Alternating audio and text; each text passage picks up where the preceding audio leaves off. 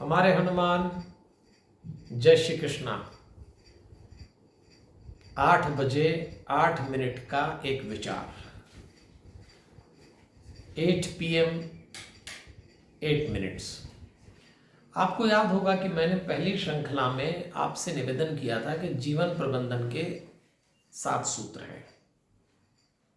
पहला है सदैव सत्य बोलें, दूसरा अहंकार न करें, तीसरा निंदा न करें, चौथा नित्य पूजा करें, पांचवा मौन साधें, छठवां योग करें और 7वां सूत्र था संपर्क की वृत्ति रखें।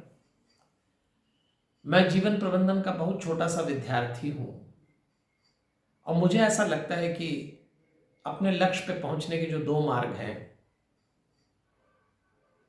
या तो आप स्वभाव से पहुंचे या व्यवहार से।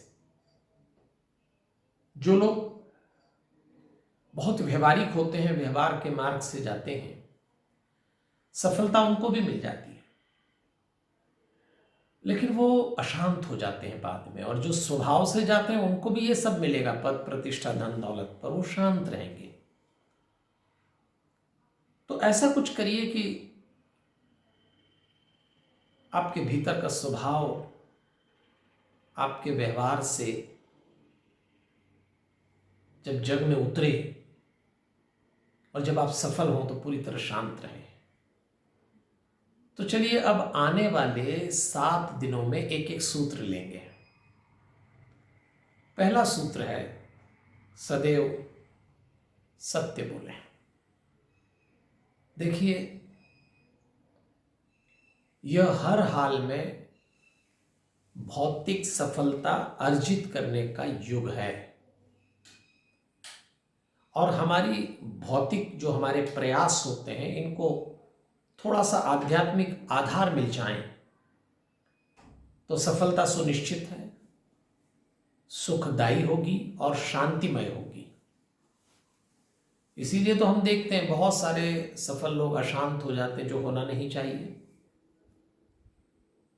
तो जीवन में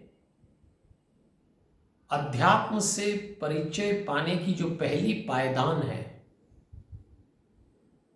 उसका नाम है सत्य। वैसे तो जिस तरह का आज हम लोगों का जीवन है, कोई भी ये दावा नहीं कर सकता कि वो सदैव सत्य बोलता होगा, लेकिन भरपूर प्रयास किया जाए कि जब भी बोलेंगे सत्य बोलेंगे। देखिए, सत्य बोलने के व्यवहारिक फायदे भी हैं और मैं आज आपको 4 फायदे बताता हूं सत्य बोलने के। ये बात खुद को भी समझाइए, अपने परिवार के सदस्यों को समझाइए। सत्य ईश्वर की तरह होता। पहला फायदा, सत्य बोलने पर कम परिश्रम में अधिक सफलता और कम व्यय में अधिक लाभ होता है। ये भी सत्य का लाभ है। तीसरा, सत्य पूरे व्यक्तित्व को सहज और सरल बना देता है। और चौथा, हमें दिन भर में ये याद नहीं रखना पड़ता कि हमने किससे क्या बोला। आज हमारी समस्या यही है कि हम काम काज में भूल जाते हैं कि उससे क्या बोला होगा, इससे क्या बोला होगा, और शाम तक थक जाते हैं। फिर यदि वाणी और आचरण में सत्य है तो हमेशा ये तय होगा कि जब भी बोला गया होगा सत्य ही बोला गया होगा। आज हमें बात बात पर अपनी बात को लेकर उसको फैब्रिकेशन करने की जरूरत पड़ गई, एक आदत सी बन गई है। तो अपनी स्मृति पे आपको दबाव नहीं बनाना पड़ेगा किससे आपने क्या बोला। जब भी बोला होगा सत्य बोला होगा, उसमें क्या है। तो चलिए, सत्य को लेकर भरत मुनि और वशिष्ठ की एक बात याद की जा सकती है कि चित्रकूट में जब भरत श्री राम को लेने गए, उस समय की एक वार्ता है। तो वशिष्ठ जी ने, गुरु वशिष्ठ ने भरत से कहा था कि तुम्हारे पिता के समान इस संसार में न तो कोई हुआ है न होगा।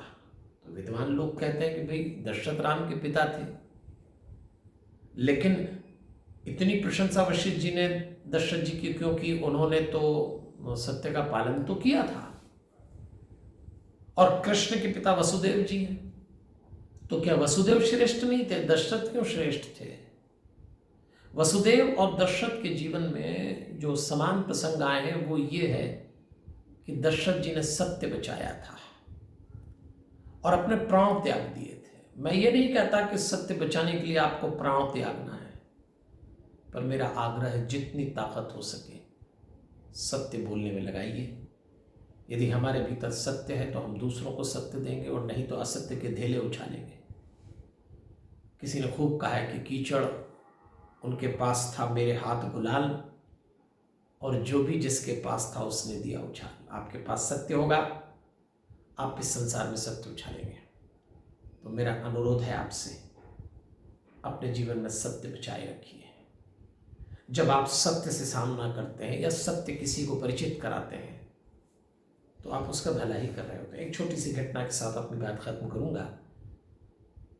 एक गांव में एक आदमी पानी की टंकी पे आत्महत्या करने के लिए चढ़ गया और गांव वालों को इकट्ठा कर लिया। मरना चाहता हूँ, कूद जाऊंगा। सारे गांव वाले समझाने लगे, अरे भाई उतर जा। किसी ने कसम दी घर वालों की, किसी ने भगवान की। वो तो बोले मैं तो मर जाऊंगा, मैं तो कूद रहा हूँ, मैं तो कूद रहा हूँ। उस गांव में एक पंडित जी थे, वो थोड़े समझदार थे। उन्होंने कहा क्या बात है, बोलिए कूदना है, हम समझा रहे हैं, मानता नहीं, मर जाएगा। पंडित जी ने कहा चुप रहो तुम सब, मैं बात करता हूँ। पंडित जी ने कहा सुन, कूद जा। वो आदमी घबरा गया, कूद जा तू, आज कूद ही जा। और वो आदमी रुक गया। देखिए, जीवन में सत्य का दर्पण दिखाना पड़ता है, क्योंकि हमारे भीतर असत्य के धेले चल रहे होते हैं। मेरी बात पर विचार करिए। कल जीवन प्रबंधन का दूसरा सूत्र लेकर आएंगे, अहंकार न करें, सत्य बोलिए, सुखी हो जाएंगे। और सुनिए, सत्य बोलते समय गंभीर नहीं होना है, जरा मुस्कुराइएगा। कल फिर 8 बजे मिलते हैं, 8 मिनट का एक विचार करके। लेकिन बस मेरा अनुरोध यही है कि प्रतिदिन इन विचारों को जोड़ते रहिएगा। तो आज पहला सूत्र था सत्य, कल दूसरा सूत्र होगा अहंकार न करें, तीसरा सूत्र होगा निंदा न करें, चौथा नित्य पूजा करें, पांचवा मौन साधिए, छठवा होगा योग करिए, और सातवां होगा संपर्क की वृत्ति रखें। जीवन प्रबंधन यदि आपने साध लिया, मेरा विश्वास करिए आपके पास वो सब होगा जो भौतिक सफलता आप चाहते हैं। लेकिन आपके पास एक और उपलब्धि होगी, शांति, जो 7 सूत्रों से मिलती है। ऐसी सफलता किस काम की कि सफल भी हो गए और अशांत भी रह जाए। चलिए ज़रा मुस्कुराइएगा, फिर यहाँ से जाइएगा। कल मिलते हैं रात 8 बजे। हमारे हनुमान। जय श्री कृष्ण।